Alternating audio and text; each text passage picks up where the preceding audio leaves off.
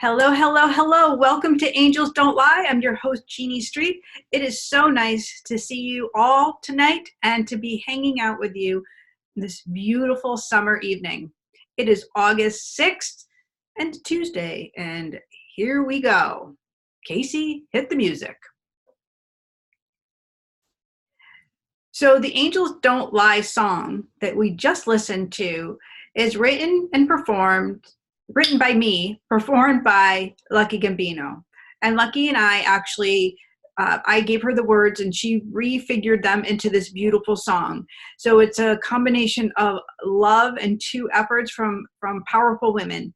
And I hope that you enjoyed it and you remember that angels don't lie. So I want to welcome you here. Tonight we're going to talk all about the use of daily devotionals, why it's important, what you can do with them, and how they really can transform your life.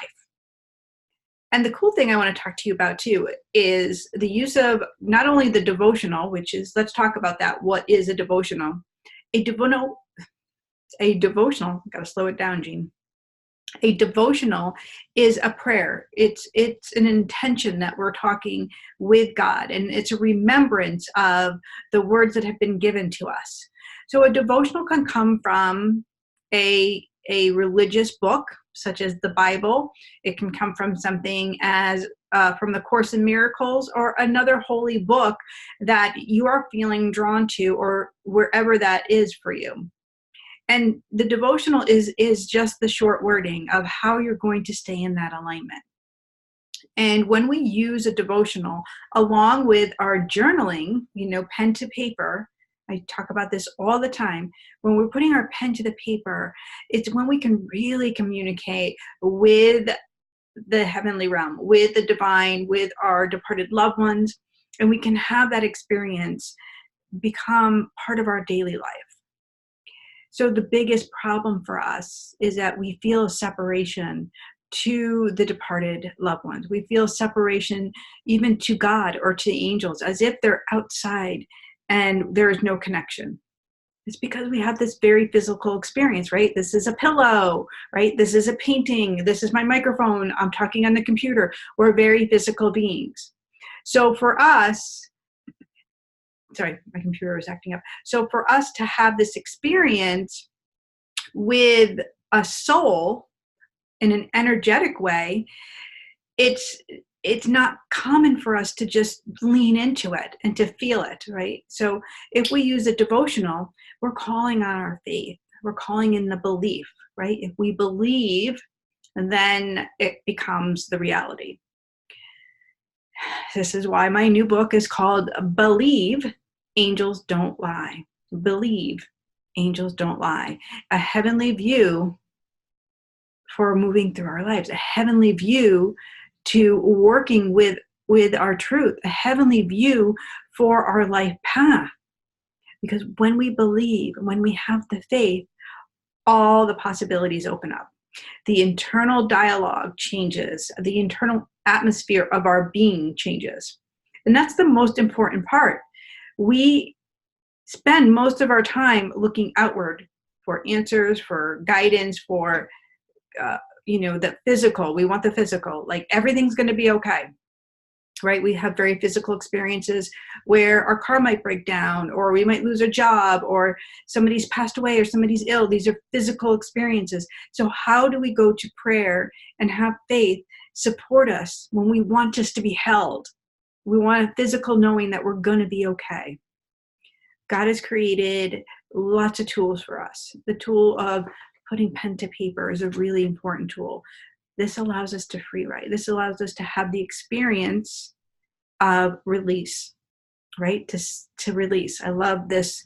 I heard this one, I don't even know who it was, say it, set it and forget it. And I loved it because is something that really connected with me. And I'm so sorry I don't remember who it was that said it on one of the tutorials. But it was like, you say it, you give this prayer, you said it, and then you forget it. You walk away. You stop worrying. You stop giving the negativity of it energy, right? Because if we worry, if we obsess, if we stay in the craziness of the energy, well, that's what we're perpetuating out. That's what keeps coming forward in our life, because that's the internal dialogue that we have going on. Right? Thoughts become things our being on the inside becomes the life that we live, right? The being on the inside that becomes the life that we live. So if we want to stop the chaos and we want to have this alignment with love, we want to have this experience on a new level, we can have these things happen to us, such as losing a job or getting a divorce or maybe losing our home. I mean, really big things that can happen to us, but we don't have to experience the low vibe of it. We can experience the love in it. We have the choice of seeing, where can God bring me in here? Where can I learn from this experience? Where can I show up differently? Where can I support another if they're ill? How can I let their illness not be about me, but about how I can shift and help them? How can I be of service if my best friend is losing her job and their house, and what can I do to show up differently for her? Right? How can I pray for her? And so we have these experiences in our journal, and with our daily devotional, we're reminded where love is available to us in terms of what we're thinking, in terms of what we have going on. So I'm going to share one devotional with you. And it's coming from my Manifesting Miracles workbook that I'm going to be giving out. I'm going to be giving out at my event on August 15th. So next Thursday, no, it's the 2 weeks, I'm doing an event. Oh, is it next week? Whatever. It's on the 15th. I'm totally losing track of time. So I'm doing this beautiful event of how you can connect with your angels, how you can connect with your team of light. Why is this important? Before I give you this devotional, working with our team of light and getting into that groove of believing will automatically shift our life into a positive. So when we go to make decisions, when we go to move through our challenges, we don't have to look outside for answers. We don't have to look outside of our being for the answers. We can trust that the answers are being drawn in through us, right? The answers are in us. They don't come on the outside. Our angels, our guides, our loved ones, they speak through our energy centers. And you all have energy centers, right? We're this really cool energetic being, right?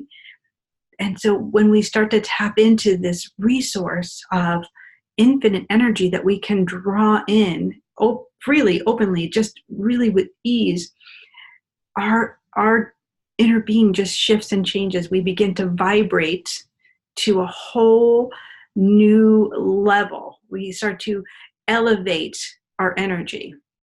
And it's such a really beautiful thing, because this is higher consciousness. This is divine wisdom, your divine truth, who you are as a soul, right? The things that you always long for, they easily start to magnify and become part of your being, right? You don't have to hide from them anymore. So let me give you an example, because I think that we lead by example and we share our light with others, and it's the best way we know how to illuminate a lesson that we can all learn from.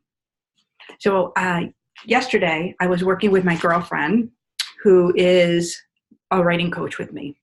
And so she worked with me because I'm dyslexic. And so in writing a book, this is a very big challenge for anybody that has dyslexia, because you reverse your sentences. Not only do I reverse my sentences, the way the whole meaning goes changes. So, you're talking about a book that has, 55,000 words in it.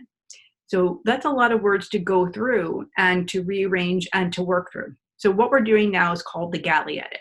You get this back from the publisher, and you have to go through and check and make sure there's any changes that need to be made in formatting, in context, in grammar, like all of that has to go through. So as we're sitting there, she is saying, first, let me tell you, I love this book, how much it's resonating with me, what you poured into this book. She's just sharing like all this great, praise for the work. And, this is divine channeled work. So it's just, I'm so honored and happy to be able to do it. And I couldn't do it without her as well. So I'm grateful and I'm thankful. And she said, and I'm really happy that we can have this conversation now, because when we did the last book, you weren't so open to receive. And I said, I know, you're right. When I did The Goddess You, I struggled with my confidence. I was struggling completely with criticism, right? This is a vulnerable point, is to be criticized when you pour yourself into a project, such as writing a book or artwork. I don't know if you guys are cooking or anything that you pour yourself into, and then to have a criticism come to you, it can really wreck your heart, especially if you have some trauma attached to it. So this criticism back then was like a knife in me. And I was like, how could you do that? How could you rip me apart? It was such a personal experience. And so I really fought her on making changes. I really struggled to defend my words. And what I've learned is that criticism wasn't meant as a punishment to me. That criticism was meant to help rearrange the book in a way that could be really received on a high vibe, and that the meaning was there that I was intending. So I was really open when we started, communicating about this new book. And when I gave her the manuscript the first time, all written out, and when I write, it's just like I free flow. So it's like, boom, I've got the first chapter, now I've got 5 chapters, and I'm just going. She's like, where does that all come from? How did you do that? I can just, belt it all out. It's the rearranging of it that takes time. It's the rearranging of the words so it does make sense, so it can be absorbed. So she said, I just appreciate that we can have this conversation and that you're not taking it so personal. And because it really hurt her feelings. It really was something that caused her pain, the experience that we had went through, because I was stubborn and defensive and I was pushing her away. And now I'm embracing. Now I'm like thankful. Now I'm grateful because I've realized, I've learned, and I've healed what wasn't serving me. It wasn't serving me to be that stubborn, crazy girl. It wasn't serving me. It wasn't serving you as the reader, right? You couldn't get the most out of it.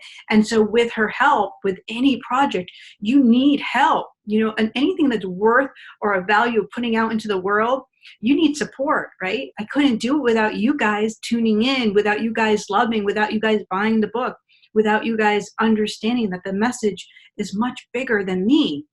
The message is much bigger than me. It's a gift from God, right? So when I share a loved one from the other side, when I give that message, there's a part of me that's so grateful and thankful. One, that I've been given this gift by God and allowed the platform in which to share it. You guys show up, you openly receive it, you're grateful for it, you value that this is a healing tone coming through. You know that this can change your life if you receive it.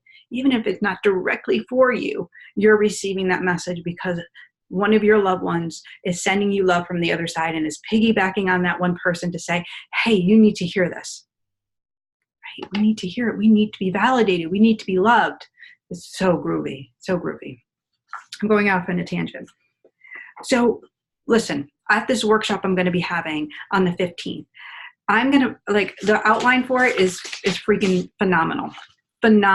So I do hope that you show up because it's going to be amazing. You're going to leave with tools from the Goddess You and some new things from Angels.Don't Lie. So you're going to have the best of both worlds. We're going to bring it together, and you're going to walk away with how you can communicate with your angelic team, how you can use your gifts, your senses, your intuition, and a clear guidepost to working with the mantras and working with manifesting the miracles into your life. And what could be better than that? Seriously, because we want to have this be a high vibe life. You get one life, so you might as well, freaking love it. Okay, so here you go. Where am I going to go? Woo, woo. So let me share with you one devotional that you can use, one prayer devotional. And let me see, I'm going to take it from here. And so this one is around healing fear, because the biggest challenge that we all have is that we are in a survival mode. We are trying to survive our own pain and our own thoughts and our own our own self, right? So we're self-centered. So healing that fear so we can thrive. So instead of surviving, you're going to be thriving. Does that sound good? Who wants to be thriving? Who wants to be thriving in their life, right? I think everybody does. So this particular day, I'm just picking a random one for you. It says, even though I walk through the darkest valley, I will feel no, I've got to start over. Even though I walk through the darkest valley, I will fear no evil. For you with me, your rod and your staff, they comfort me. This comes from the Psalms 23:4. Even though I walk through the darkest of valley, even though you're in pain, the darkest of valley is the crevices of pain. It's the situation. It's whatever is happening in your life. So that dark point, that dark moment, I will fear no evil. I will fear no evil. I will not fear this event. I will not fear the level in which it's coming to me, for you are with me. For I know God is always with me. I know he's holding me. He's supporting me. He's helping me through this. And it is hard, but he's helping me through. Your rod, your staff, your love, your unconditional love is supporting me. They comfort me. They're holding me. They're embracing me. Though you might feel misunderstood, and though your pain might cause you to defend yourself, like mine did, how can you allow God to come in?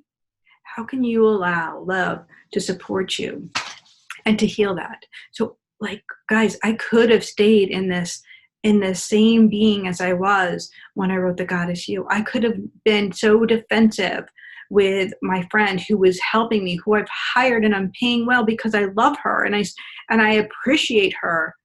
And I could have been like, no, but it wasn't going to serve me to be doing that. I learned that God had me. I learned it was okay and I was safe to accept her words. They weren't knives. They weren't meant to hurt me. They were meant to help me.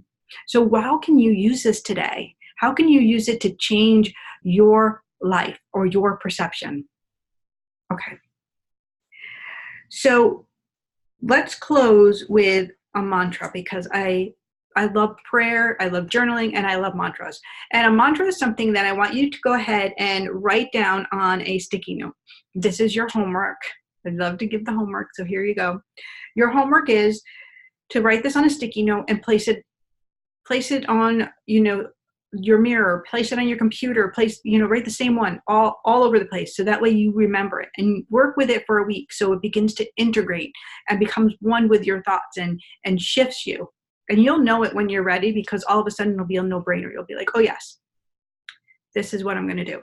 So your mantra for this week is, I change my attitude with gratitude.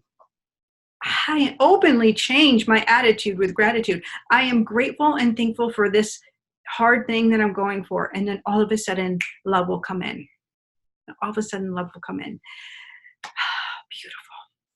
Well, listen, I'd love to hang out with you more. Come join me on social media. I'm on Facebook, 7:30s in the morning for the next 2 weeks. I'm going to say goodbye after that. But it's a beautiful daily devotional I've been doing. 7:30 in the morning, lots of fun. Come hang out. It's short and sweet. Join the Angels.Don't Lie group. Come on over to my website, Jeannie@jeanniestreet.com. I've got a free meditation over there for you. And all of my events and all of my offerings, maybe you need a reading, maybe a spiritual coaching session would help you get from that surviving to thriving. And maybe you're ready for that. So I'd love to support you. I'd love to be able to help and guide you to using the tools that you have, your gifts, your offerings for the world, and help to illuminate and let go of the stress. Let's see what your loved ones and your guides and angels have to say for you. I hope you have a most blessed day, and thank you so much for tuning in. And I know what I know, because angels don't lie. Bye-bye, guys.